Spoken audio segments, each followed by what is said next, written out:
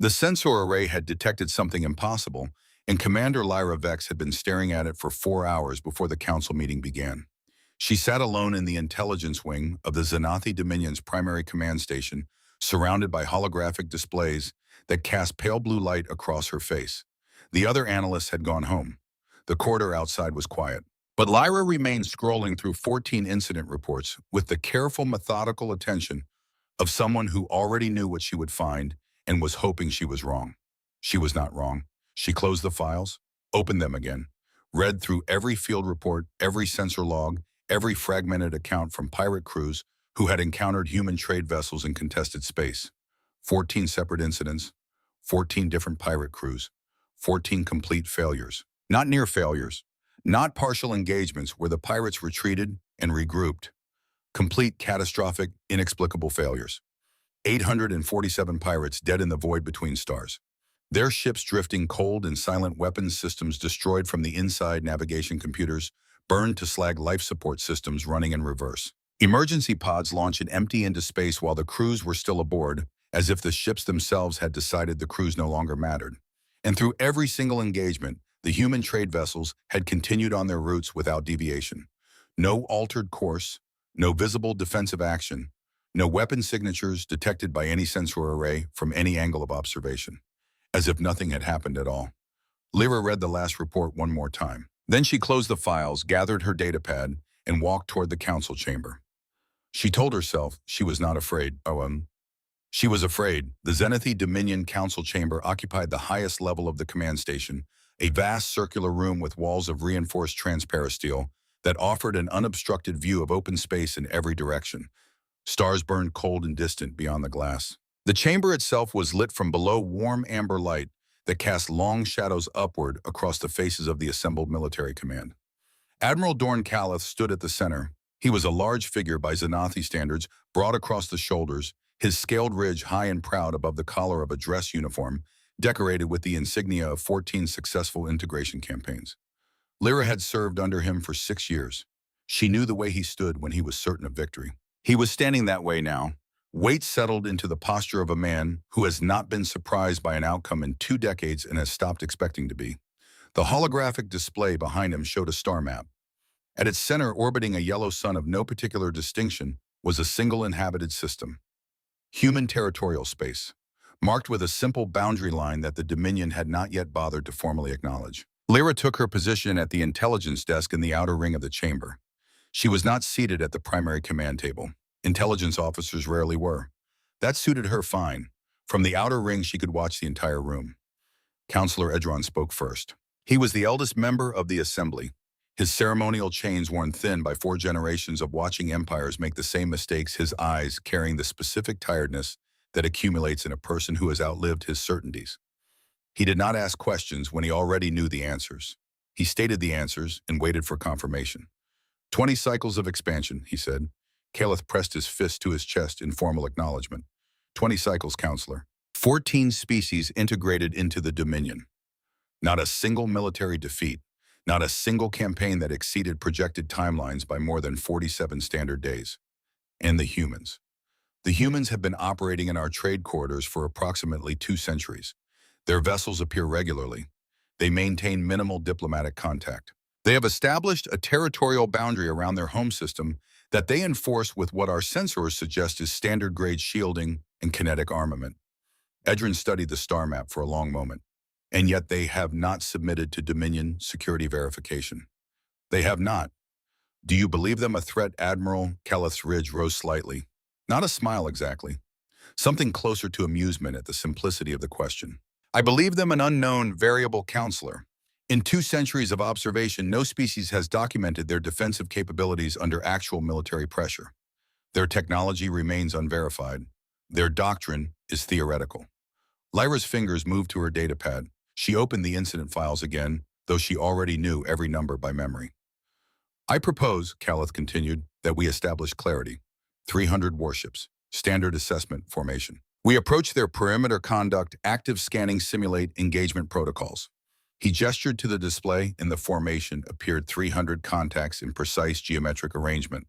If their defenses demonstrate genuine capability, We opened diplomatic channels from a position of mutual respect. If not, he did not finish the sentence. He did not need to. Everyone in the chamber understood what integration meant. The Xanathi had been practicing it for 20 cycles. "This is aggressive," said one of the junior counselors. "This is prudent," Keleth replied. 20 cycles have taught us that establishing the hierarchy early prevents conflict later. The humans will either demonstrate capability worthy of our attention, or they will understand their position in the galactic order. Lyra cleared her throat. The sound was small, but in a chamber accustomed to Lyra Vex staying quiet during formal sessions, it carried. Several heads turned. "Commander Vex." Counselor Edrin acknowledged her with a slight tilt of his head. "You have something to add." "With the Council's permission," she said, "I have compiled intelligence relevant to this assessment." Edrin gestured for her to proceed. Lyra activated her display. 14 files appeared above the intelligence desk, each one tagged with coordinates, timestamps, and casualty figures. 14 documented encounters between pirate vessels and human trade ships over the past decade, she said. "I would draw the Council's attention to several consistent factors." She let the data speak first. Numbers were harder to dismiss than opinions. In all 14 encounters, the attacking vessels were equipped with weapons and shielding, rated for sustained combat against military-grade targets. Not opportunistic raiders with salvaged equipment. Organized crews with functional systems. She advanced to the next display. Casualty figures, 847. In all 14 encounters, 0 human trade vessels were successfully boarded, 0 were destroyed, 0 deviated from their scheduled routes. Silence in the chamber. The attacking vessels were recovered in various states of complete systems failure. Navigation computers destroyed internally. Weapons arrays burned out from the firing mechanism backward, as if something had reversed their power flow. Life support running in opposition to its intended function. She paused. Emergency evacuation pods launched while the crew compartments were still occupied. The chamber was very quiet now. No weapon signatures were detected from the human vessels at any point during any engagement. No energy discharge, no kinetic launch, no electronic countermeasure signatures that would account for the level of system failure observed. Keleth had his arms folded. His expression was patient, the expression of a man waiting for a conclusion that would confirm what he already believed. The pirate crews, he said, operated with stolen and poorly maintained equipment. Equipment failures under combat stress are not extraordinary. "With respect, Admiral," Lyra said quietly, 14 separate equipment failures across 14 different vessel types from 14 different sources, all producing identical patterns of internal destruction, while the common variable in every encounter remained the human vessels. "Is an interesting coincidence," Keleth said, "which coordinated military action will clarify." Lyra held his gaze for 2 seconds. Then she nodded, gathered her datapad, and sat down. The vote was brief. 300 warships. Assessment formation. Depart in 6 standard days. As the council adjourned and the chamber emptied around her, Lyra remained at her desk. She pulled up the incident files one more time. The pirate accounts were fragmented, panicked ships going dark. Mid-transmission crews reporting equipment, behaving as if it had switched allegiances. Weapons tracking back toward their operators with the calm precision of systems working exactly as intended, just not as the original owners had intended. She filed everything in the classified archive. Then she found her assistant waiting in the corridor outside, a young analyst named Tor, who carried the alertness of someone still in the early years of learning to distinguish important signals from background noise. "Are we ready for departure preparations?" he asked. Lyra tucked the datapad under her arm. "I need you stationed at the secondary intelligence terminal for the entire mission duration," she said. "Running backup archive protocols. Continuous redundant recording of all sensor logs, all communications, all system performance data. 3 separate archives updated in real time." Tor blinked. "Of course. Standard protocol includes—" "This is beyond standard protocol," Lyra said. "I want redundancy sufficient to survive the failure of any 2 systems simultaneously. Can you arrange that?" He was quiet for a moment, reading something in her expression that he did not quite have the experience to interpret. "Yes, Commander." "Good." She started down the corridor. "We'll need the evidence when this is over." He called after her, "Evidence of what?" Lyra did not answer. She left him standing in the corridor with the question. He would be at that terminal for the entire mission, running the archive protocols she had requested. She would not need to speak with him again until they returned. Either they would come back with exactly the kind of evidence she was afraid of finding, or they would not come back at all. She already knew which of those outcomes she was preparing for. The fleet was extraordinary. 300 Xanathi warships in perfect formation, moving through faster-than-light space with the collective confidence of an empire that had never known defeat. Lyra stood at the observation window of the intelligence section aboard the flagship Ironbound Dominion and watched the formation hold its shape with the mechanical precision of 20 cycles of drilling. She had seen smaller deployments before. 4 ships against a border dispute, 12 against the Vrexian resistance at their third moon. Once early in her career, she had watched 60 warships convince an entire civilization to reconsider its commitment to independence without firing a single sustained volley. The Xanathi had made an art of force as argument. 300 ships in full assessment formation was not an argument. It was a statement that did not require a response because the person making it had already decided how the conversation would end.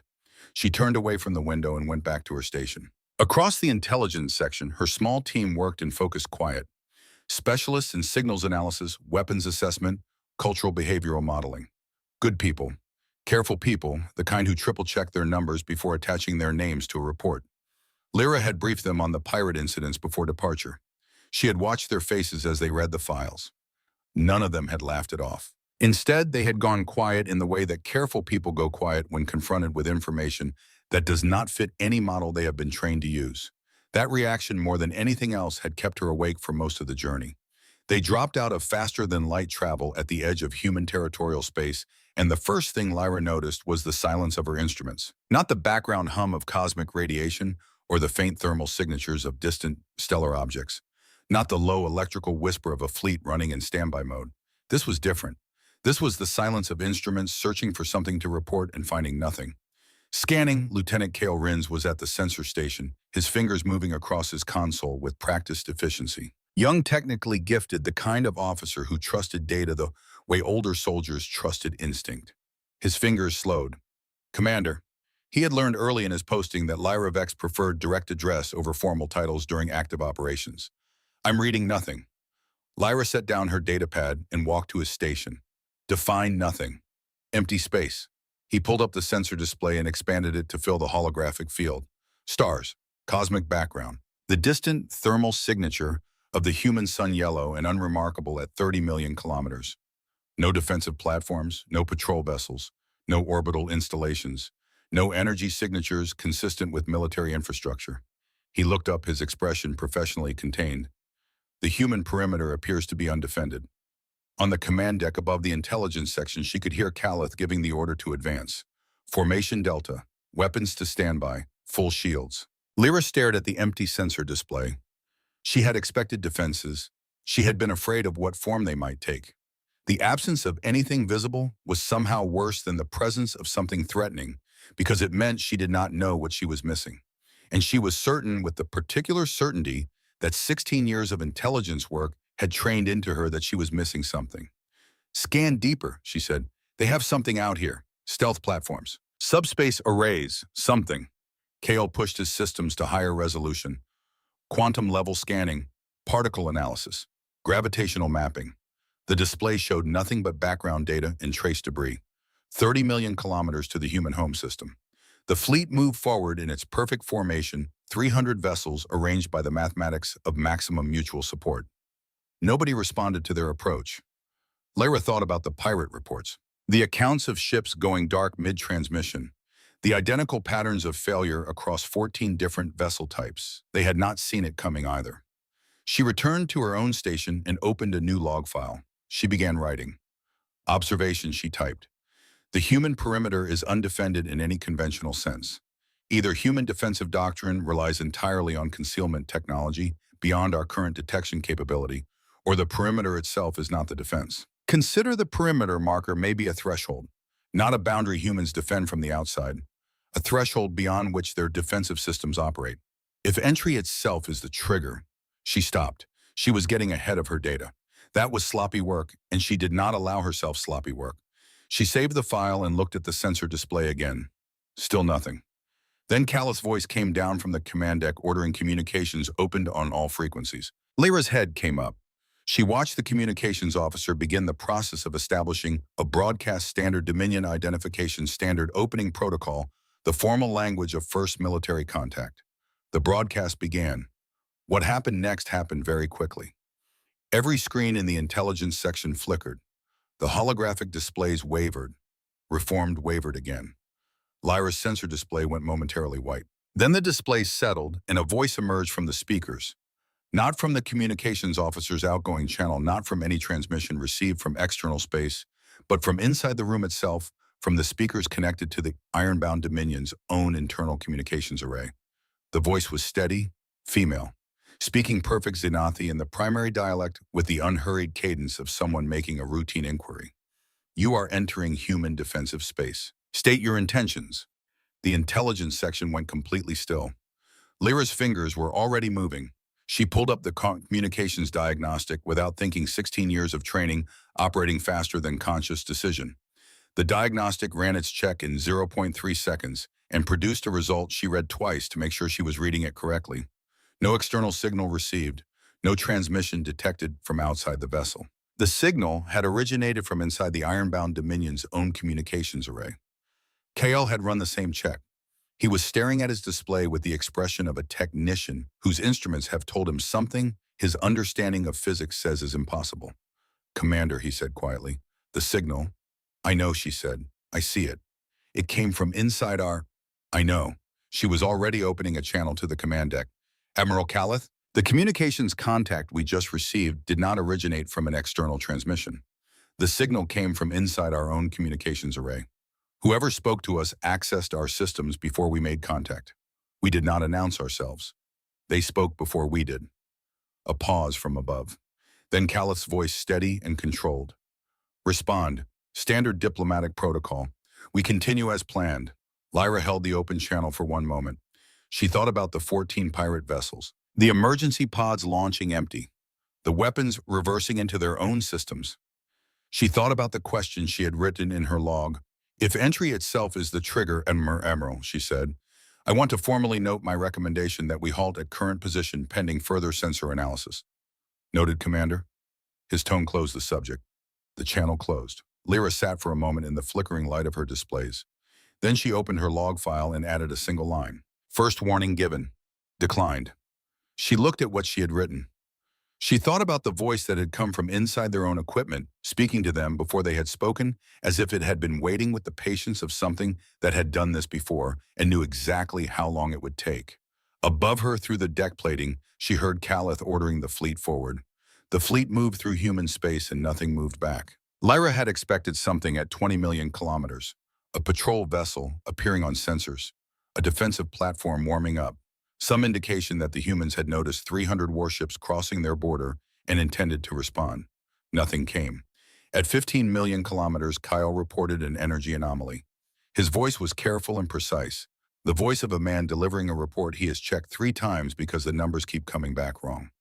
"Energy reading, Commander. Signature, unclassified, no match in our full threat database. 4,200 cataloged entries, no match. Output approximately 4.7 petawatts. Source." He stopped. "Source," Lyra prompted. "I cannot localize it." He expanded the sensor display, zoomed in, zoomed out. "The signature is not coming from a point source or a distributed network of identifiable emitters. It is ambient. It fills the space around us in every direction equally. Record the readings. Full spectrum, all frequencies continuous." "Already running." He hesitated. "Commander, the reading is not consistent with any weapon or platform type in our database. I cannot classify it as a threat because I cannot classify it as anything." "Keep recording," she said. "That is precisely why it matters." She pulled up the energy reading on her own display and looked at it for a long time. 4.7 petawatts distributed uniformly through the surrounding space with no identifiable point of origin. She thought about what it would mean to defend not a position but a region. Not to place weapons at a boundary, but to alter the nature of the space within that boundary. Something that was not generated in response to the fleet's arrival. Something that was simply here. She opened her log. Observation, she wrote. Energy signature of unknown type detected throughout the surrounding volume. Characteristics inconsistent with any weapon platform or defensive system in our records. The signature does not appear to have a source. It appears to be a condition of the local space itself. She stopped writing. Read the sentence back. A condition of the local space itself. She looked at the words and felt the weight of what they implied settle into her chest like something cold. The communications speaker chimed. Caleth's voice, all ships acquire targeting solutions on the nearest human defensive installations for simulated engagement tracking. Lyra looked up from her display. From somewhere in the ship, she heard the deep mechanical hum of weapon systems warming to standby. The automated targeting arrays beginning their search for hostile contacts. She watched her tactical display as the targeting data came in. She saw the problem before Kale called it. Before Commander Vess called it from the tactical deck. Before anyone else in the intelligence section looked up from their stations. The targeting array had found a solution. The weapons had locked. The target was the ironbound Dominion. Not a human installation, not a defensive platform, not anything in the surrounding space that might have qualified as a hostile contact. The flagship itself, their own ship. And looking at the broader tactical display, Lyra saw that it was not only the ironbound Dominion's targeting array that had reached this conclusion. The systems on every vessel in the 300-ship fleet had made the same determination simultaneously. Every targeting solution, every weapons lock, every acquisition marker pointed inward at the command formation. 300 warships pointing their weapons at each other. No one had given that order. The communications speaker activated, the same voice as before, the same steadiness. Your systems are responding to the information environment they currently exist within. A pause. From our perspective, you have been targeting each other since you crossed the perimeter. The intelligence section was completely silent. Lyra looked at her log. She looked at the line she had written. First warning given. Declined. She added a second line. We are inside something. We have been inside it since we crossed the boundary. We did not know. I do not yet understand what it is. The ship hummed around her 300 weapons locked on 300 allied vessels. Instruments running on green diagnostics, reporting full function, every system operating precisely as designed. And somewhere 30 million kilometers ahead in a mountain buried beneath the state of Colorado, a voice waited with the patience of something that had done this before and knew exactly how it would proceed. Caleth's order to stand down the targeting locks was met with the quiet, methodical failure of every manual override attempt. The weapons held their positions. The targeting matrices refused correction. The fire control computers returned the same diagnostic response across all 300 ships. Simultaneously, systems' nominal targets acquired no error detected. Lyra watched Kyle work through the diagnostic tree with the focused intensity of a man trying to argue with mathematics. The math would not argue back. It simply continued reporting that everything was functioning correctly. She opened a channel to the command deck. Admiral, she said, and her voice was completely level. I want to formally request a full halt and systems evaluation before we proceed further. Above her on the command deck, she heard the slight pause before Caleth responded. The pause of a man who was looking at the same tactical displays she was looking at and arriving slowly at conclusions he had not prepared himself to reach. We will not halt, he said. We will not give the impression of hesitation. Lyra closed the channel. She added a line to her log. Second warning given. Declined. She looked at the tactical display. 300 ships, 300 targeting locks. The voice speaking to them from inside their own walls. The energy filling the surrounding space with no identifiable source. Something had been built here. Not at the perimeter. In the space itself. In the space they were already inside. She thought about her question again, if entry itself is the trigger. She thought about 14 pirates who had approached human vessels and never been seen to do anything threatening to them at all. She looked at the line she had written. A condition of the local space itself. A head through 3 layers of reinforced hull and 30 million kilometers of space that was no longer behaving the way space was supposed to behave, something waited. It had already spoken to them from inside their own equipment. It had already turned their weapons on themselves. It had done nothing else yet. That was the detail Lyra kept returning to sitting at her intelligence station while the fleet moved deeper into human space and the targeting locks held, and the energy readings continued their calm, uniform presence throughout the surrounding volume. It had done nothing else yet. She understood what that meant. She had understood it since she first read the pirate reports and found that 847 people had died without a single visible counterstrike. The restraint was not absence of capability. The restraint was the capability. The choice to do nothing else yet was the most precise demonstration of power she had ever encountered because it required knowing exactly what you could do and deciding with complete confidence that you did not need to do it. She was trained to assess threats, to measure capability against intent, and produce recommendations that balanced ambition against danger. She had no framework for what she was looking at, no prior engagement to reference in 20 cycles of Dominion expansion. She had only the 14 incident reports, the voice from inside their own speakers, the energy that was everywhere, and the weapons that had turned themselves inward, and the absolute unbroken patience of whatever was waiting 30 million kilometers ahead. Lyra Vex sat at her station in the belly of the most powerful fleet the Xanathi Dominion had deployed in a decade, and she understood with the cold clarity of 16 years of intelligence work that she was not the analyst in this situation. She was the data.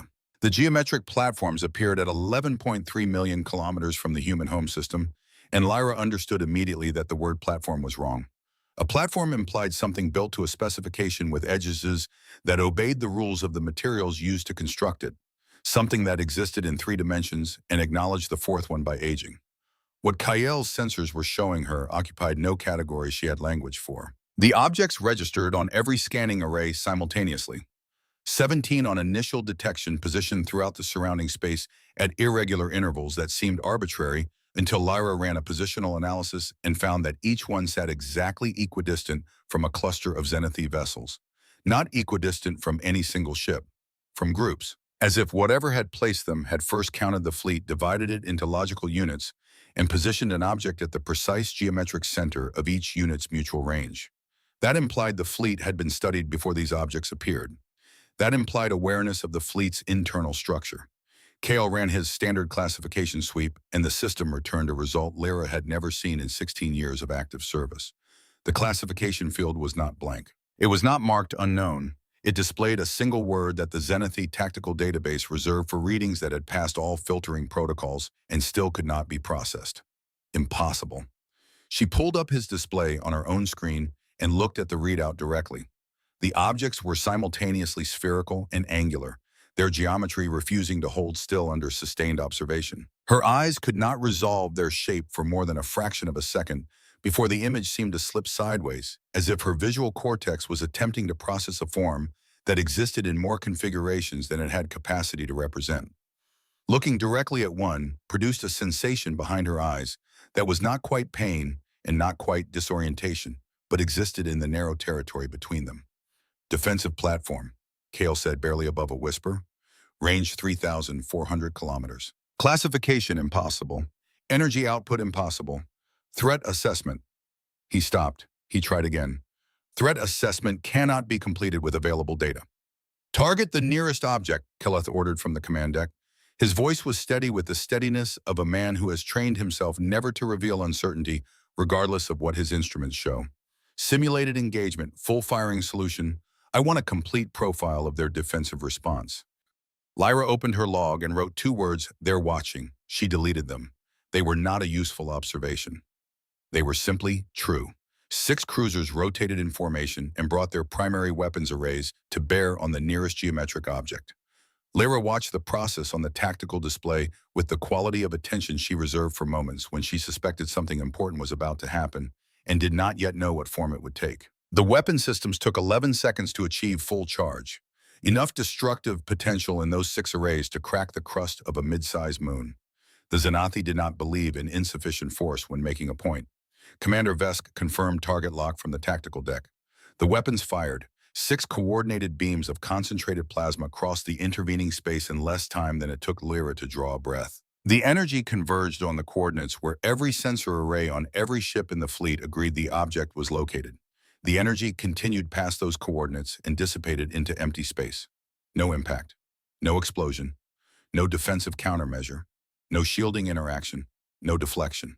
The beams passed through the location of the target as if the target were not there. Lyra looked at the sensor display.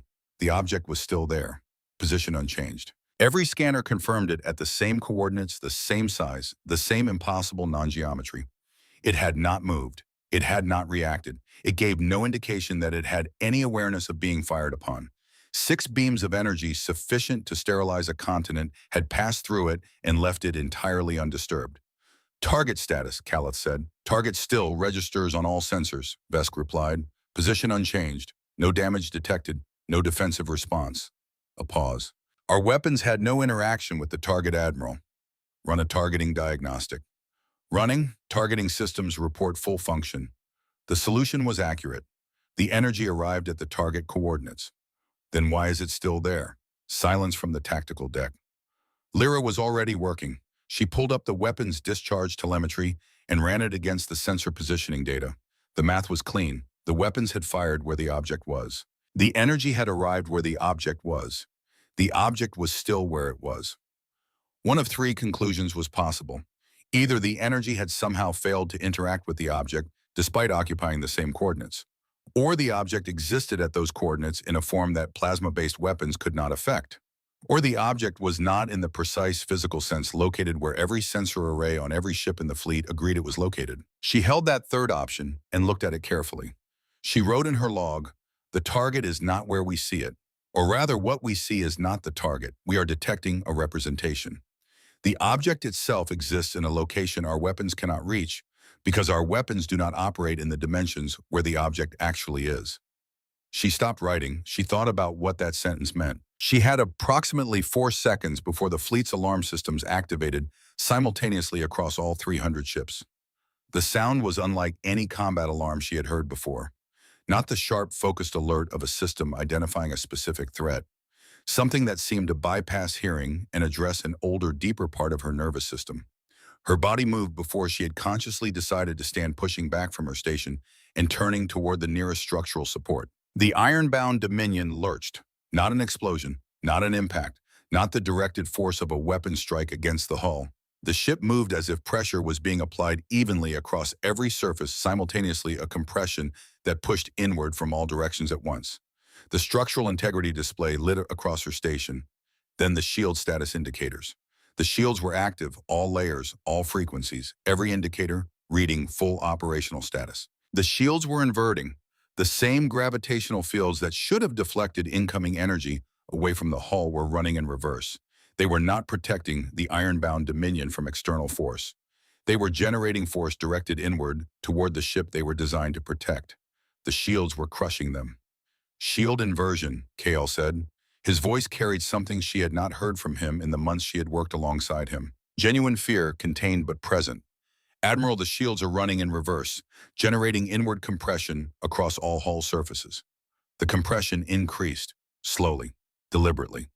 Not a sudden catastrophic event, but a measured increase, methodical in the way that precision engineering is methodical when the operator understands exactly how much force the target can sustain before structural failure becomes irreversible. Lyra gripped her station and looked at the fleet tactical display. Every ship was experiencing the same thing. 300 contacts each surrounded by its own inverted shield field, each being steadily compressed by the systems designed to keep its crew alive. On the main tactical display, she found the cruiser Steadfast Reach. She watched its hull integrity indicators.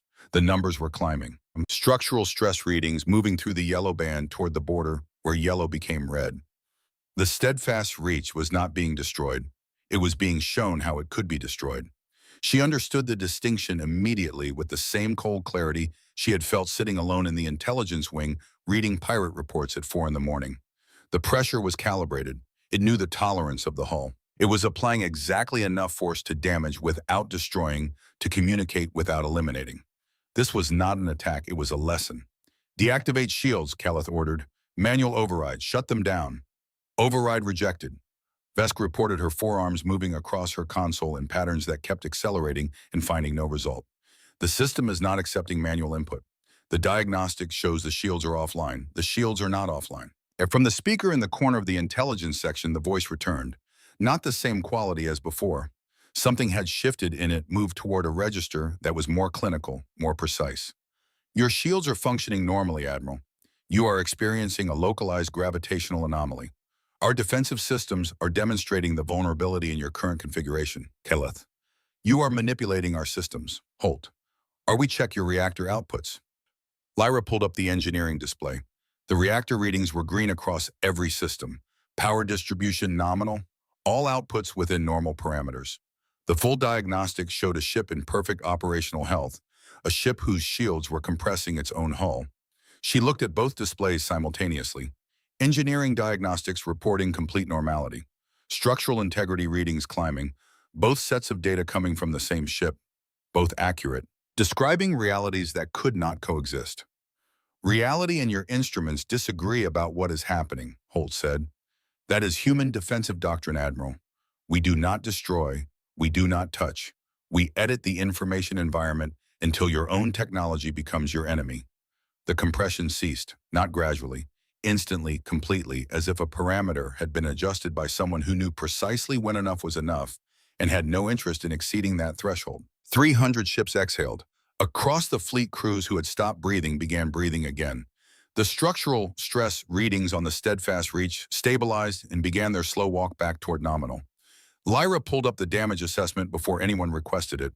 17 ships with recorded structural damage. 83 shield generator units destroyed, not damaged, not degraded, destroyed by the stress of running in reverse against every tolerance parameter they had been engineered to respect. 0 casualties, not one crew member whose physical status had changed from the moment the compression began to the moment it stopped. She sat with that number for a moment. 0 casualties. 17 ships damaged, 83 generators burned out the entire fleet, compressed by its own defensive systems, and not one person had been physically harmed. She wrote in her log, they calibrated the pressure precisely. 17 ships damaged, 83 generators, destroyed, 0 dead. This is not approximation. This is an exact outcome produced by someone who knew every hull tolerance in this fleet before they began. Before we arrived, they had already mapped us. She looked at that last sentence. She thought about the ambient energy that had been present throughout the surrounding space, filling it uniformly with no identifiable source. She opened the sensor log and ran it backward, past the shield inversion event, past the platform appearance, past the targeting lock, past the moment the fleet had crossed the territorial boundary. The energy signature was still there, reaching back through the log, present before the fleet arrived, present before they had even dropped out of faster-than-light travel. She pushed the log back further. An hour, 2, 3, 4. Still there, consistent, unchanging. The energy had been here before the fleet arrived. It had not been generated in response to their presence. They had arrived inside it. She ran the calculation a second time to confirm she had not made an error. The result was identical. KL, she said. Her voice was completely level. Run the ambient energy signature backward through the full sensor log. Tell me when it first appears. He was already doing it. She watched his expression change as the numbers returned. The specific change that comes to a careful person's face when their instruments report something their understanding of the universe says cannot be true, and the instruments keep reporting it anyway. It does not appear, Commander. He said it slowly, parsing each word as he spoke it. It predates our arrival by at least 4 hours. The signature was present before we crossed the boundary, before we arrived in this region of space. He looked up. We entered it. We entered it, she confirmed. She opened a channel to the command deck. Admiral Calith, the ambient energy surrounding this fleet was not generated in response to our presence. We have been inside an active defensive field since before we crossed the boundary. Our sensors failed to detect it because this type of energy does not exist anywhere in our database. Every effect we have experienced has been produced from within a system we were already inside before we knew it existed. The pause from the command deck was the longest yet. Commander, Calith's voice was still controlled. He was good at controlled, had spent 20 cycles being good at it. Are you telling me we have been unable to detect their defensive perimeter while standing inside it? Yes, Admiral. For the entire duration of this mission. Another pause. Continue the assessment. She closed the channel. She added to her log, third warning, indirect. Declined. She looked at the tactical display. The geometric objects were still there and more appearing now as KL expanded his detection radius, 40, 60, 90 platforms throughout the surrounding space, each cluster of zenithy vessels, attended by its own impossible geometry, each one registering on sensors and refusing every attempt at classification. She stared at the nearest one. It moved, not through space, through something that existed alongside space without being part of it. It occupied its coordinates and then occupied different coordinates, and between those two states, there was no visible transition, no arc of motion, no intermediate positions. It was there and then it was elsewhere, and the gap between those two conditions contained nothing her instruments could measure. Then it was inside the ironbound dominion, not physically. The hull integrity sensors showed no breach. The pressure monitors showed nothing. The internal security system registered no intrusion. By every instrument aboard the ship, the interior was exactly as it had been. But the external sensors still tracking the platform's position now showed it occupying the same coordinates as the flagship's reactor core, overlapping, coexisting. The platform and the reactor in the same space, the same cubic meters registering simultaneously on the same array. There is a platform inside our reactor, Kale said, his voice gone flat with the effort of allocating everything to processing. The reactor shows normal operation. The platform shows nominal position. They are in the same physical space and neither one is affecting the other. Holt's voice came through the internal speakers and it had changed again. Still steady, but something beneath it had shifted toward the quality of a teacher who has moved to the next stage of a prepared sequence. It is not actually there, she said. From your perspective, it appears to be there. From ours, it is exactly where it needs to be. Reality is contextual. We have learned to change the context. The order came down from the command deck before Lyra could prevent it, and she had not expected to prevent it. Calith ordered maximum sustained fire from all 300 vessels. Every weapons array full yield, concentrated on the geometric platforms throughout the surrounding space. The fleet complied. 300 warships firing in coordinated volleys, their combined arsenal producing enough energy in a sustained burst to render an entire continent uninhabitable. Plasma beams, kinetic projectiles at relativistic velocities, gravitational shear emitters designed to strip structural bonds from hardened military installations. The complete combined capability of an empire that had never needed to deploy all of it simultaneously because nothing had ever required it. The platforms did not respond. Every shot passed through the target coordinates and continued into empty space. The platforms registered on sensors throughout the entire engagement positions, unchanging geometries undisturbed, no indication of having detected the energy passing through them. When the barrage stopped, the display showed every platform exactly as it had been before the first shot. Smoke filled the intelligence section. Not from damage. From the overheated cooling systems of weapons arrays pushed beyond their design limits by the sustained volume of discharge. The smell of burned electrical insulation mixed with recycled air. Lyra looked at the display. She wrote in her log, full engagement. Zero effect. The platforms do not occupy the 4 dimensions our weapons operate in. We are attempting to destroy a projection. Everything we have fired at has been a shadow. Holt, your weapons are performing above our initial estimates. Firing coordination is excellent. Yield is consistent. A pause. You are shooting at projections, Admiral. The actual defensive systems are located approximately 11 millimeters to the left of where your sensors indicate, in a direction your language does not have a word for. Calith, that is not possible. Your species perceives 4 dimensions, 3 spatial, 1 temporal. We perceive 7. We manipulate 9. We are learning to see the 10th. Your weapons operate in a 4-dimensional context. Our defenses exist in a framework your sensors can detect, but your weapons cannot reach. You are trying to destroy a shadow by shooting at the ground it falls on. The intelligence section was completely silent. Lyra ran the math herself using the sensor data from the weapon's impact analysis. The energy had arrived at the target coordinates.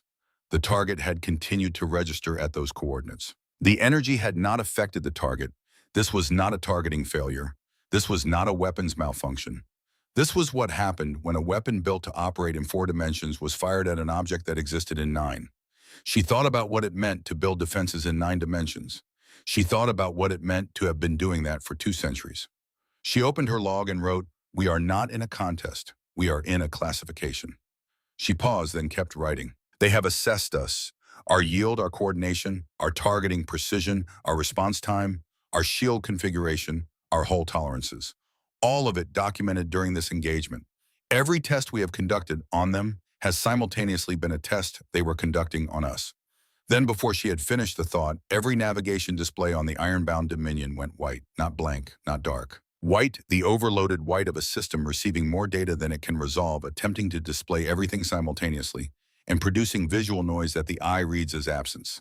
The displays resolved, partially, into 3 separate images, each showing a different position in space, each showing a different surrounding fleet, different stellar positions, different tactical configurations.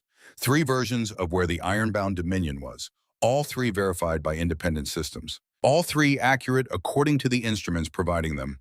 All 3 contradicting each other in every particular. Kale's voice broke for the first time in Lyra's experience of working beside him. Commander, we are showing 3 simultaneous positions. The system is not in error. All 3 positions are confirmed by separate sensor arrays operating independently. We cannot be in three places.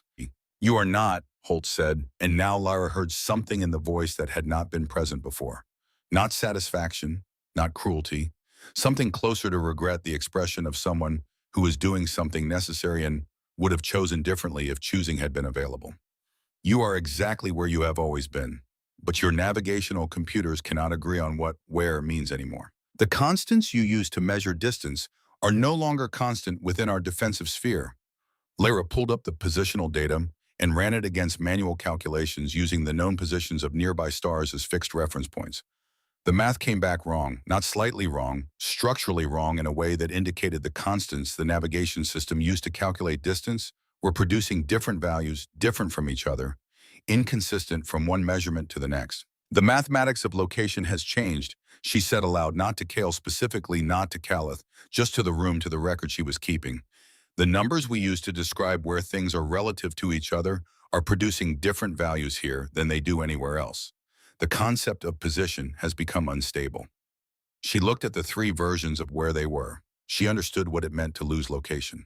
To exist in a space where your instruments could each tell you where you were, and none of them could agree, and all of them were correct. She understood what it meant to try to retreat from a place you could no longer find yourself in. She wrote in her log, "Navigation has failed, not the equipment, the underlying assumption. We cannot leave because we cannot establish what direction leaving is." Then she stood up. She walked to the communications terminal. She pulled up the fleet-wide sensor archive and navigated to the original entry log from the moment they had crossed the territorial boundary. She found the timestamp for first energy detection. She ran the clock backward. The energy signature was present before that timestamp, present before they arrived. She had already known this. She had told Calith. He had continued. She navigated forward to the first communications contact, the targeting lock, the shield inversion, the platform appearance, the weapons failure, the navigation collapse. She looked at the sequence, the measured, deliberate sequence of events, each precisely timed, each following the previous at an interval that suggested preparation rather than reaction, not a defensive system responding to threats as they arose. A system executing a prepared sequence step by step at a pace chosen in advance by someone who had run this scenario before and knew how it would proceed. Not the first time. Not even close to the first time. She walked back to her station and opened a channel to the command deck. "Admiral Calith," she kept her voice quiet and precise. "I need to share one specific data point that I believe changes the operational picture." A pause. "Report, Commander." She opened the transcript from the initial contact, found the section near the end of the first exchange, highlighted a single line. "Admiral Holt identified this defensive system as Sector 7, Lyra said. "Oh." She said Sector 7 of 10,000, automated, no human personnel present. She let that settle. One automated sector has produced everything we have experienced in the past hour. There are 9,999 additional sectors. This engagement has proceeded without the involvement of a single human military officer or crew member. Whatever is happening to this fleet is happening without direct human intervention of any kind. She stopped. Let the number exist in the air. 10,000. From the command deck she heard Calith's breathing change. Not dramatically, a slight shift in rhythm, the sound of a man recalibrating. "I would ask you to consider," she said, "what 10,000 sectors could do simultaneously. And I would ask you to consider where the actual human military forces are if they are not here." A long pause, the longest of the mission. Then Calith's voice, and in it, for the first time in 20 cycles of unbroken command, something Lyra recognized because she had been hearing it in her own voice for days. "What do you recommend, Commander?" She opened her mouth to answer. Before she could speak, every tactical display on every ship in the fleet updated simultaneously. The geometric platforms distributed throughout the surrounding space moved together in a coordinated repositioning that took less than 1 second and produced a new configuration. They were no longer distributed among the fleet. They surrounded each individual ship. 300 vessels, 300 platforms, one for each, positioned at close range with the mathematical precision of something that had always known exactly where every vessel was. And then every weapons array on every ship in the Zenithite fleet began to rotate. Every gun, every missile tube, every kinetic rail, every gravitational shear emitter. 300 vessels, their entire combined arsenal, turning on their mounts with the smooth, synchronized motion of a single coordinated order executed perfectly, pointing inward. at the Ironbound Dominion, at Admiral Callith, at the intelligence section where Lyra stood. Holt's voice came through the speakers, and it carried a quality Lyra had not heard in it before. Not anger, not pride. The absolute weightless certainty of someone stating a fact that has always been true. You never had control, Admiral. Not from the moment you crossed the perimeter. Every system, every sensor, every weapon they have been operating within parameters we defined. You thought you were testing our defenses. A pause of exactly 3 seconds. You were always the test subject. Lyra stood in the intelligence section with 300 weapons pointed at the ship she was standing in and looked at the displays, showing her reactor running. Normally, her life support at full efficiency, her shields at full power, every diagnostic green, a ship in perfect working order that had not governed a single one of its own systems for the entire duration of this mission. She looked at Callith's open channel on her terminal. On the tactical display, 300 weapons held their locks. Whatever came next was going to be decided by a man who had spent 20 cycles never asking his intelligence officer what she recommended. He had just asked. The weapons held their locks for 5 seconds. Lyra counted them. Not deliberately, not as a technique for managing fear, but because her mind had defaulted to measurement in the absence of anything useful to do. And measurement was the only language she had left that still meant something in a space where distance had stopped being reliable and her instruments had stopped agreeing with each other. 1. The tactical display showed 300 targeting reticles converging on the Ironbound Dominion. Every number clean and precise, every system reporting full function. 2. The structural integrity of the hull remained nominal. The reactor hummed in its housing 4 decks below, indifferent to the weapons aimed at the space it occupied. 3. The speakers carried only the ambient electrical silence of systems waiting for their next instruction. 4. Callith had not spoken since asking for her recommendation. The channel was still open. She could hear his breathing. 5. Every weapons array on every ship in the Zenithite fleet rotated back to neutral position. Smooth, synchronized, unhurried. The targeting reticles dissolved from the tactical display, one by one, then all at once. Not extinguished. Simply no longer relevant to the current conditions. Holt's voice returned. Your assessment is complete, Admiral. You may withdraw. No Zenithite vessel will be harmed during your departure. A pause. Consider this our counter-demonstration recorded. Callith said nothing. Lyra looked at the open channel to the command deck. She looked at the communications terminal. She looked at the tactical display, which showed 300 ships that had been unable to control a single system for the past 47 minutes, sitting in space that had stopped obeying the mathematics they used to navigate it in a fleet that had fired everything it had at targets that did not exist in the dimensions their weapons could reach. She opened the fleet-wide communications channel. Admiral Holt, her voice was even. She had decided it would be even before she opened the channel. My name is Commander Lyra Vex Intelligence Division, Zenithite Dominion. We acknowledge demonstrated defensive superiority and request permission to withdraw. The pause before Holt responded was shorter than any previous pause had been. Permission granted, Commander Vex.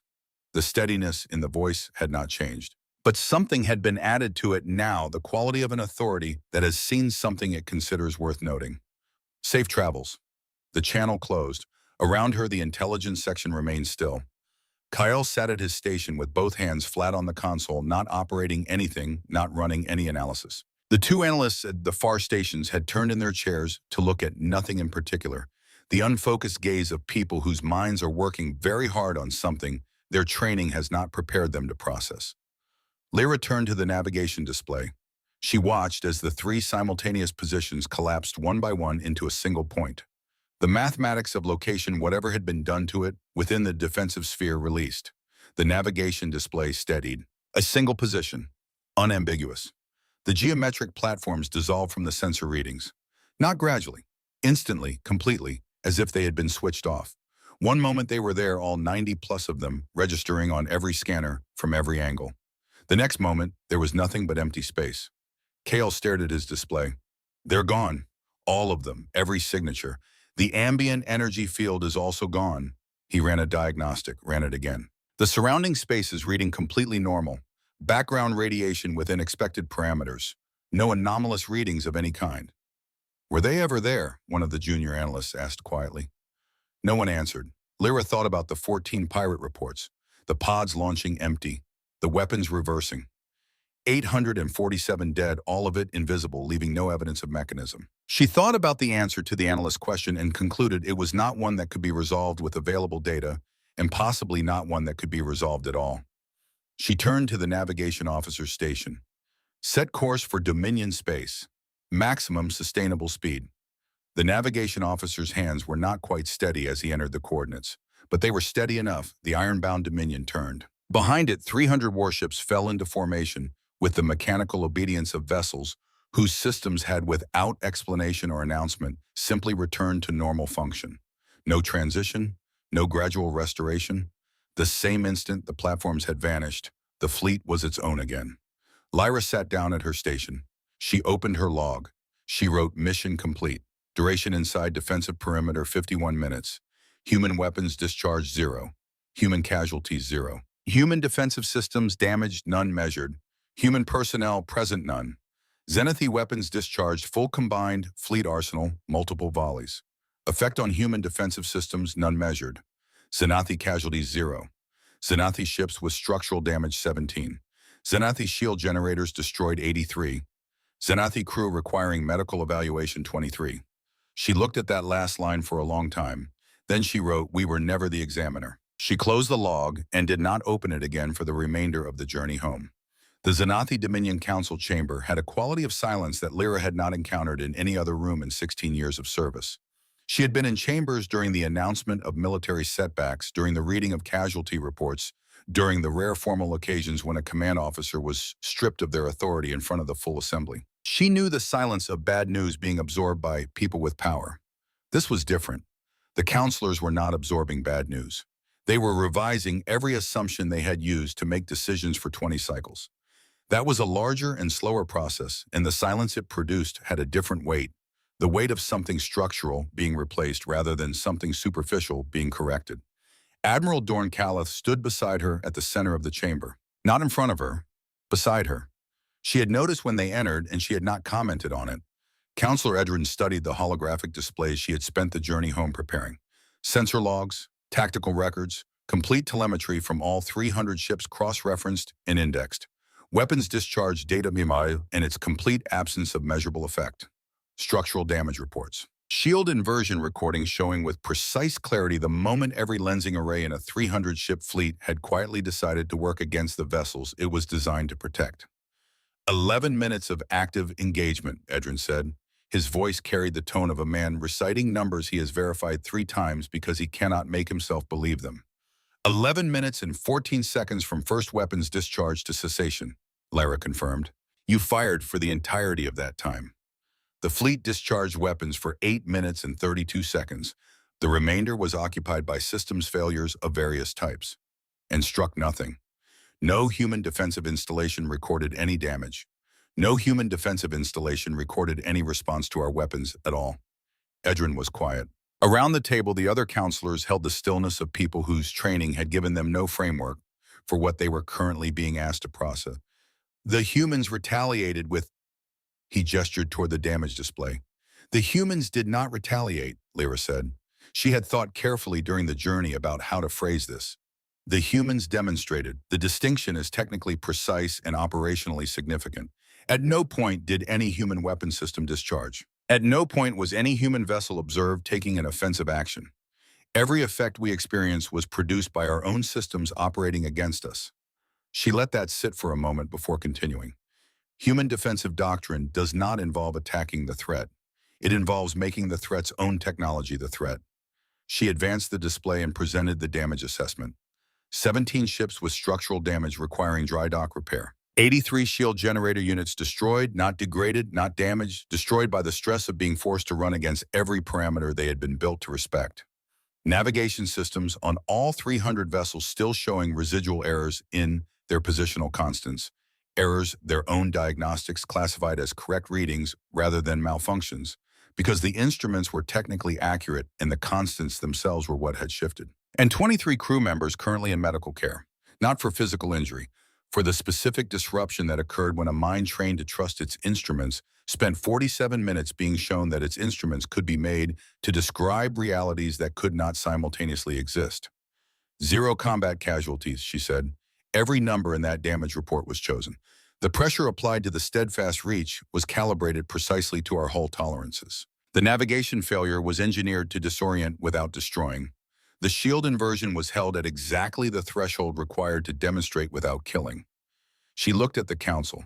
They had our complete engineering specifications before we crossed the perimeter. They used that knowledge to teach rather than to eliminate. That distinction is the most important tactical conclusion in this entire report. The chamber sat with that. Then Callus spoke. It was the first time he had spoken since returning, and Lyra had not expected it. She had expected him to let her present and remain in the background as officers did when the mission they were reporting was not one they wished to be closely associated with. He did not do that.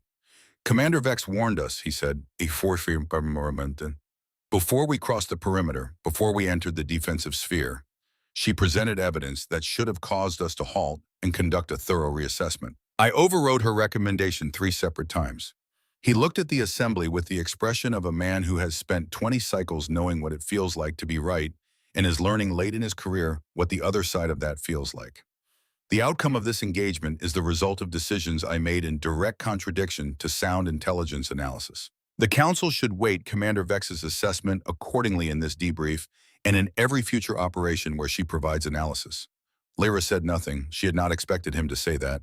She would think about it later privately where she could afford to feel something about it. Edrin's eyes moved between them. Then he returned to the display. You mentioned in your preliminary report a specific data point you wish to present to the full council. Yes, Counselor. Lyra navigated to the transcript, found the line she had read on the tactical deck, with 300 weapons pointed at her. Admiral Holt identified the defensive system we encountered as Sector 7 of 10,000, fully automated. No human personnel were present during the engagement. Every effect we experienced was produced by an unmanned system operating on pre-programmed parameters. She let the number settle. One automated sector produced 17 ships with structural damage requiring extended repair, 83 destroyed shield generators, a complete targeting system, compromise across all 300 vessels, a navigation failure that rendered the entire fleet unable to reliably determine its own position, and a demonstration of complete weapons, ineffectiveness against defensive installations existing in dimensional frameworks our technology cannot access. She looked at each counselor in turn. There are 9,999 additional sectors.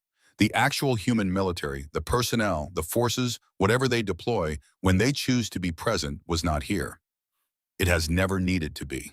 The silence that followed was the longest yet. Counselor Edrin leaned back in his chair. He had the expression of a man who has just understood something and is taking the time to feel the full weight of understanding it before he has to speak. Where are they? He asked quietly. If they were not in Sector 7, where were they? I do not know, Lyra said. That is the question I would most like to have answered. No one else offered an answer, because no one had one. The transmission from Cheyenne Mountain arrived 16 hours after the fleet returned to Dominion space. It came through standard diplomatic channels marked urgent with no preamble and no explanation of why it had been sent. The council was still in session when it came through. Edrin ordered it placed on the main display. Holt's face appeared. Human features were difficult for most Xanathi to read with confidence. The face had fewer expressive muscles than they were accustomed to moving in patterns that did not map cleanly onto Xanathi emotional expression. But Lyra had spent the journey home reviewing every frame of footage they possessed of human diplomatic contact, studying the way the muscles arranged themselves in different circumstances, and she had developed in a limited way the ability to read what was there. Holt looked tired, not defeated, not angry, tired in the way of someone who has been doing a necessary thing for a long time and would have preferred other circumstances. There was consideration in the expression as well, the look of someone who has thought carefully about what to do and has chosen something that is not required of them. Counselors of the Xanathi Dominion. Her voice carried the same steadiness it had throughout the engagement, but something underneath it had relaxed slightly, the way a professional's voice changes when the formal portion of a difficult conversation is over. I wanted to confirm your fleet arrived home safely. Our tracking showed nominal transit, but I prefer to verify directly. Edrin, after a moment, responded to the live feed. Your tracking followed our fleet through our own territory. We track everything that has ever passed through our defensive sphere counselor. The gravitational signature of your vessels is permanently logged in our systems now. Standard security protocol. A pause. Don't be alarmed by that. We track. We do not intrude. Privacy matters to us. Why are you contacting us, Admiral? Something in Holt's expression changed, not dramatically. A shift in the quality of attention, behind the eyes, the specific attention of someone who has made a decision and is now executing it without ambiguity. Because Commander Vex's assessment revealed a significant vulnerability in your fleet's shield configuration that your own engineering teams have not identified. The gravitational lensing collapses unpredictably when exposed to specific exotic particle arrays. She gestured to someone off-screen. We are transmitting a technical briefing now. 12 failure points in your current design. Proposed corrections for each one. No conditions attached. In the corner of the chamber, the communications officer looked up from his terminal. Receiving data, counselor. Preliminary scan confirms it is exactly what Admiral Holt described. A complete structural analysis of our shield design with detailed correction protocols for each identified failure point. Edrin looked at the display for a moment. You are giving us this after we entered your space with 300 warships. After you entered our space and conducted an assessment, Holt said. That is a reasonable thing for new neighbors to do. Now you know our capabilities. She paused. The Karathi Empire uses particle accelerator arrays that would exploit your shield vulnerability precisely and catastrophically.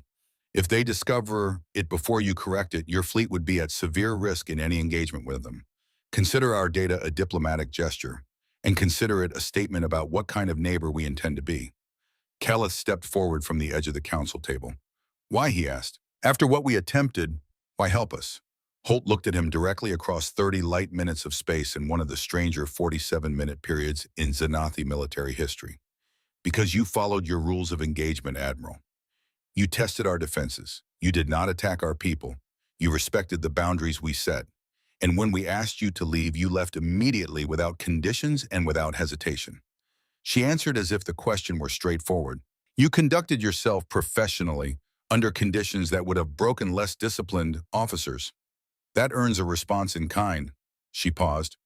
We are also transmitting cognitive therapy protocols designed to assist the 23 members of your crew currently experiencing acute psychological stress responses from their exposure to our defensive systems. The protocols are calibrated to Xanathi neurological architecture. She said it with a matter-of-fact precision of a professional discussing standard procedure. We have developed these protocols for every species that has tested our defenses. Please use them.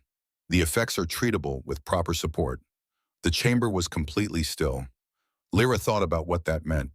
Protocols calibrated to Xanathi neurological architecture, developed for every species that had tested them. A medical infrastructure built specifically around the experience of encountering human defenses organized by species ready to transmit, because it had happened enough times across enough different species to make standardized treatment not just useful, but necessary. She thought about the 6 other species Holt had mentioned during the engagement. The Virexians who had fired for 18 hours. The Karathi who had tried ramming. The others. And in 2 centuries of space travel, humanity had apparently encountered this situation often enough to develop a clinical response to it. She let that knowledge settle into whatever part of her was going to have to carry it going forward. Holt's expression flattened, not cold, precise. The expression of someone making certain their meaning could not be misinterpreted. We do not want enemies, counselors. We do not seek territory, and we have no interest in dominance. But we will not be threatened, and we will not be tested again. This was your one assessment. Now you know. A pause. The next time an armed fleet enters human space without an explicit invitation, our response will be very different. Edrin carefully, different how Admiral Holt held his gaze. You were allowed to leave, counselor. That was a choice we made deliberately. I would recommend not creating circumstances that require us to revisit our policy on allowing departures. The transmission ended. The chamber held its silence. Then Kelleth quietly, they tracked us through our own territory.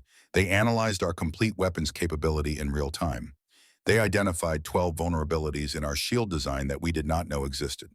He looked at the data still streaming in, and they are helping us correct those vulnerabilities because they do not consider us a threat worth leaving exposed. Lyra looked at the technical briefing, at the therapy protocols for 23 crew members who had experienced something their neurology had not been built to handle. We are not enemies, she said. We are not rivals. We are not even obstacles. She found the right word after a moment. We are neighbors who have not yet learned how to behave like neighbors. Edrin studied the display for a long time. Then he looked at Lyra with the attention of a man arriving late at a conclusion he should have reached earlier. What do you recommend, Commander? He asked. She had been preparing this answer for 16 hours. Alliance, she said, immediate and complete. We transmit our full intelligence database to human diplomatic channels. Every file we hold on every species in this region, every tactical assessment we have conducted, every record of which powers are currently developing which capabilities and for what purposes. She looked around the chamber. Because if another power decides to test humanity, the resulting demonstration will occur in our space or adjacent to it, and we do not want to be anywhere near what follows. The vote was unanimous. The data moved through diplomatic channels the way important information moves when the people transmitting it have stopped trying to control the narrative around it. Quietly, thoroughly. Attached as technical footnotes to routine transmissions buried in trade agreement, appendices included in intelligence briefings, as if it were simply the next item on a long list. But the content was not routine. It was the complete sensor record of what had happened to 300 Zenith warships in 51 minutes inside human defensive space. The technical analysis of every weapons failure, every shield inversion, every navigation collapse. Lyra's log declassified by Idren's personal order and transmitted in full, including the entry she had almost deleted about being the data rather than the analyst, and the single addendum the Dominion Council had approved before transmission, written by Idren himself in the formal language of an official Dominion advisory. Humanity is not to be tested. Humanity is not to be threatened. Humanity is to be left undisturbed. This is not a recommendation. This is a survival protocol. The Karathi Empire's military council received the data during a planning session for their own diplomatic assessment fleet, 500 vessels, the largest authorized deployment in their current military budget. The session lasted 23 minutes after the data arrived. Then it ended. The fleet authorization was withdrawn by a single command from the senior military director. No explanation was offered. None was requested by anyone in the room. The Vrexian Remnant Command, still carrying the resentment of their integration into the Dominion, and inclined by principle to be skeptical of anything transmitted through official Dominion channels, read the data 3 times. Their fleet commander, a veteran whose cranial scarring marked him as someone who had been in the kind of combat that leaves permanent evidence, who had watched planetary defense grids crack and fleets burn, and believed until this week that he had seen the full range of what military force could accomplish, sat with the documents for an entire duty cycle. Then he issued a standing order, written, formal, filed in the primary command record. Any Vrexian vessel that entered human territorial space without explicit documented invitation from a human authority would be classified as having gone rogue. It would be treated as a direct threat to Vrexian strategic interests. It would be engaged and destroyed by Vrexian military forces before it could proceed further. Not because humanity required it, because the Vrexians had done the calculation and concluded that the cost of an unauthorized provocation was a number too large to write beside any conceivable military objective. In a third system, an empire that had been debating the merits of an assessment mission for the better part of a standard year received the data in the middle of a formal planning session. The debate stopped. The room went quiet. The presiding officer adjourned the session without calling for a vote on the original motion. Nobody rescheduled it. 3 powers, 3 different calculations, 3 identical conclusions. The message spreading through the region in the footnotes and appendices of routine diplomatic traffic was being read correctly, and it was changing behavior in the only way that mattered permanently. Lyra was alone in the intelligence wing when Calith found her. The chamber was dim the way it always was in the hours after second shift ended and before first shift arrived. The holographic displays were in standby mode, casting thin lines of pale light across the floor and the edges of the stations. The star map on the central display was the only thing running at full brightness, the human home system at its center, the yellow sun patient and unremarkable amid the larger geometries of Dominion and Allied and neutral space. She had been standing in front of it for a while. She heard his footsteps in the corridor before the door opened. She recognized them. After 6 years serving under a commanding officer, you learned the specific sound of their particular way of moving through a ship. He stopped a few meters behind her and looked at the star map with her. "The Council wants you to lead the Diplomatic Outreach Initiative," he said. "The formal contact program, building the actual relationship once the alliance structure is in place." "I know," she said. "Edrin spoke with me before I left the session." A silence. Not uncomfortable. The silence of 2 people who have been through something that has fundamentally altered the nature of their professional relationship and are standing at the edge of the new version of it, not quite ready to step fully into it. "You were right from the beginning," Calith said. "I know that too," she said. She heard him exhale, not quite a laugh, something more rueful. "That is exactly the response I deserved." She said nothing. She was looking at the yellow star. I should have listened after the first report, he said. Not the first warning during the mission. The first report, in the council chamber, before we departed. He paused. That is the failure I keep returning to. Not the decisions made under pressure during the engagement. The decision made in a comfortable room with all the time in the world to think. Yes, Lyra said, that is the one. She said it without heat, without the satisfaction that being proven right might have carried in a different context. She said it because it was true and because the conversation required honesty rather than diplomacy. They had had enough diplomacy for one mission. I will be more careful, he said. About that specifically. She nodded. What happens now, he asked. She thought about Holt's voice, the tiredness in it, the consideration. The protocols developed for every species that had tested their defenses, calibrated by species ready to transmit, used often enough to become standardized medical procedure. She thought about what it meant to have built that infrastructure, to have encountered this situation across enough different species in enough different configurations that you had developed a clinical response to the aftermath. We learn how to be neighbors, she said, which means learning what they want from neighbors, not what we would want, what they want. She turned the display, slightly zooming in on the Sol system, that yellow sun surrounded by the orbital paths of something she was not going to spend the next 20 cycles trying to classify. They want to be left alone. They want their space respected. They want to expand into whatever they are expanding toward without interference. And they are 2 centuries into interstellar travel, operating in 9 dimensions, researching the 10th. She looked at the star. Whatever they are moving toward, it is not territory in any sense we understand the word. Calith was quiet. Do you think they will stay in this region of space? She considered the question carefully because it deserved a careful answer rather than a reflexive one. I think when they have finished learning what they came here to learn, they will move on, she said, into whatever comes after 9 dimensions, into whatever the 10th one contains. She looked at the yellow star a moment longer. And I think the most important thing we can do between now and then is make sure we are worth remembering as something other than a recurring administrative problem that required repeated demonstrations. He made a sound that might have been agreement. Their engineering analysis. Our teams have already begun implementing the corrections. Good. One of our senior engineers told me this morning that the analysis identified stress patterns in our hull design that standard testing protocols would not have detected for decades. He paused. She also said that whoever produced the analysis had a level of understanding of our technology that exceeded our own engineers' understanding of it. I know, Lyra said. I read her report. Another silence. Does that concern you, he asked, knowing they understand our own systems better than we do? Lyra thought about her answer. She thought about the 14 incident reports, 847 dead, without a visible counterstrike.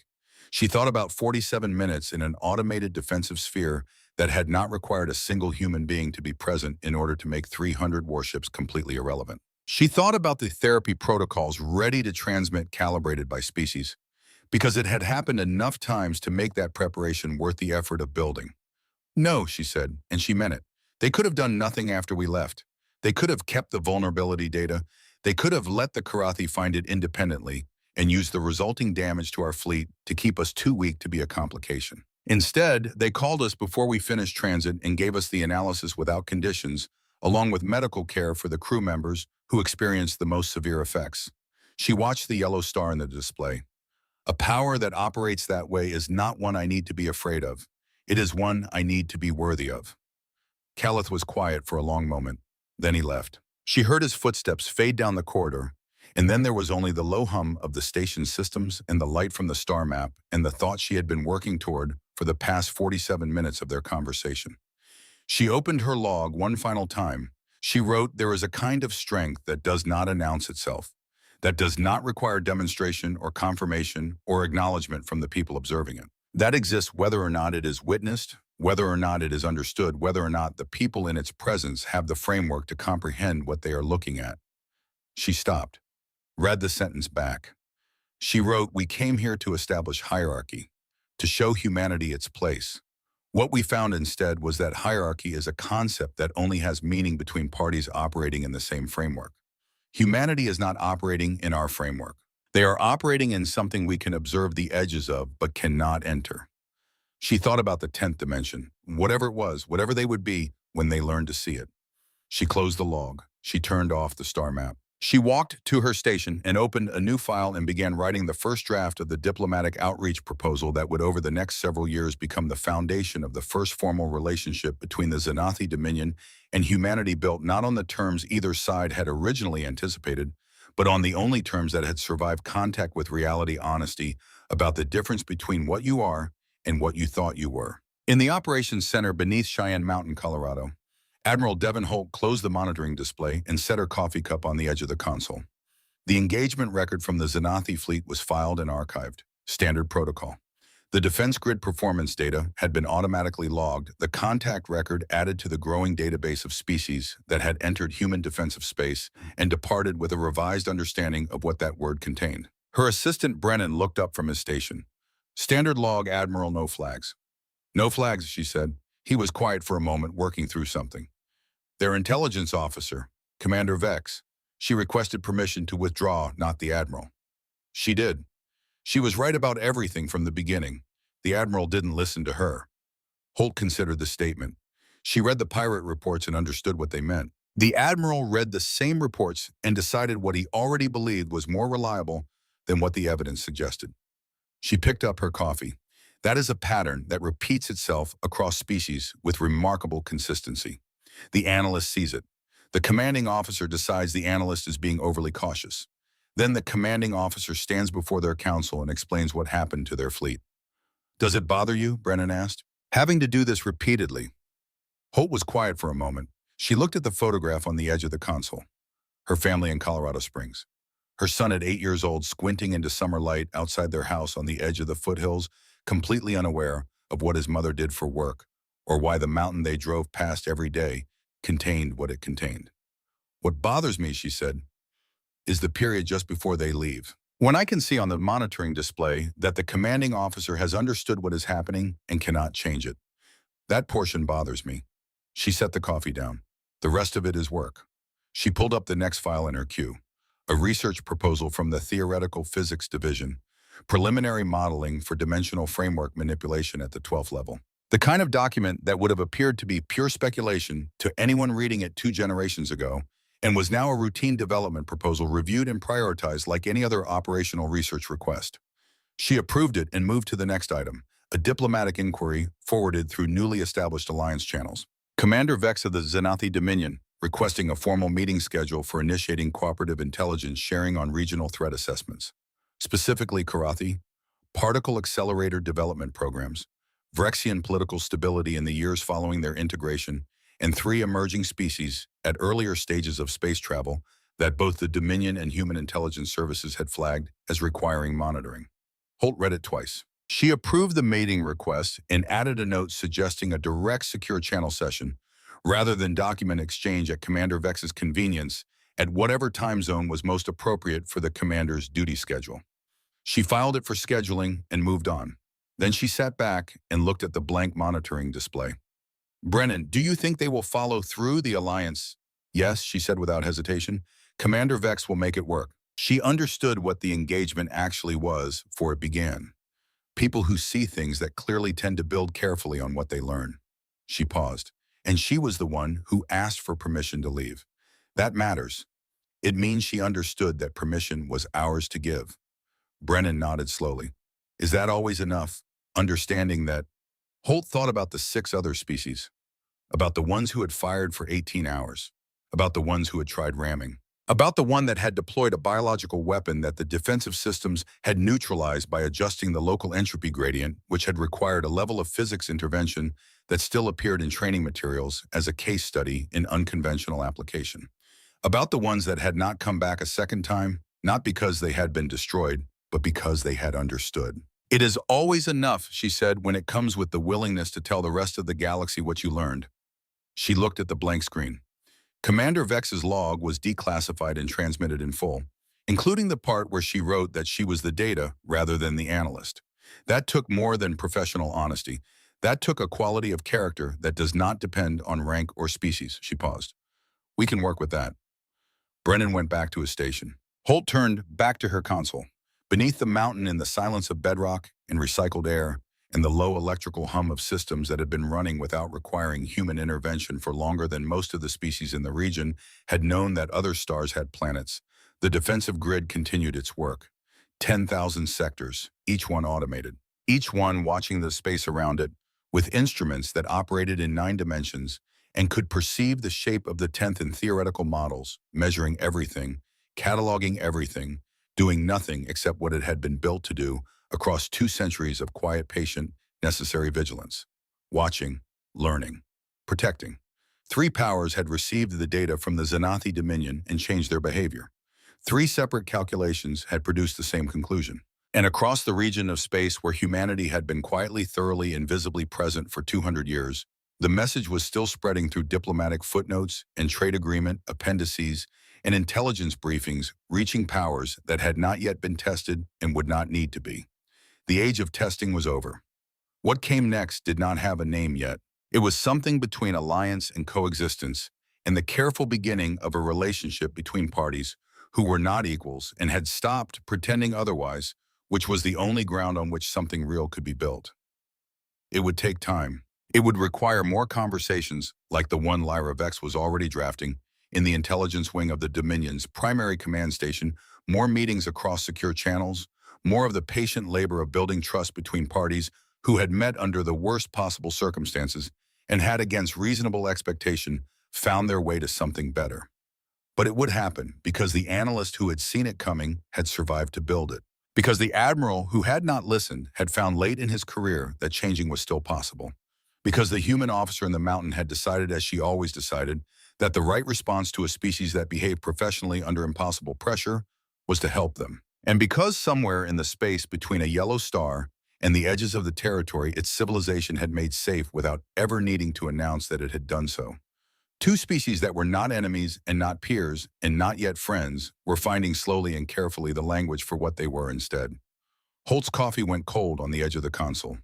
The mountain held its silence. The work continued as it always had, as it would continue long after the current generation of officers had been replaced by the next one, and the 10th dimension had a name, and the research proposals currently sitting in the theoretical physics queue had become in their turn the foundation for something no one in the present moment had the framework to anticipate. The best defense was never the one that destroyed what threatened you. It was the one that made what threatened you understand with complete clarity and no possibility of misinterpretation that the threat had never been a viable option. Not a conclusion reached in the moment of confrontation. A fact that had existed before the confrontation began patient and absolute waiting in the dark between stars for the moment when understanding it would become the most important thing any visitor to this region of space had ever learned.